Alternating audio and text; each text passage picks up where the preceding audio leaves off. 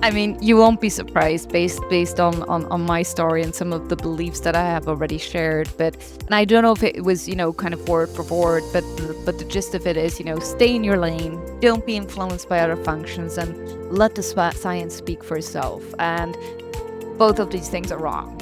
First of all, the science does not speak for itself. It needs translation, context, and a value story told externally, but also, again, don't forget your internal stakeholders.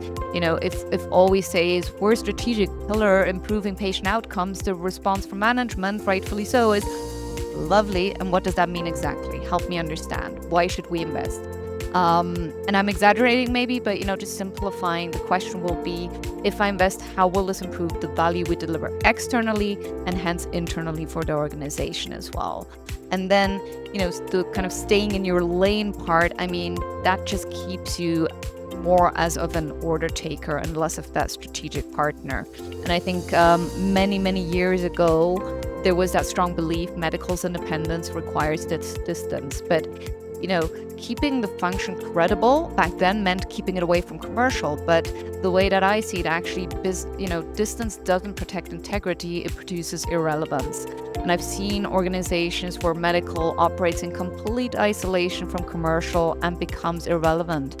And organizations, of course, where, the other part is maybe true, where it gets too cozy, it loses credibility. So the answer isn't, stay in your lane. The answer isn't distance. It's again, skillfully navigating that interface and understanding business needs while maintaining scientific independence and being able to say, here's what we can do within appropriate guidelines, and here's where we do draw the right line.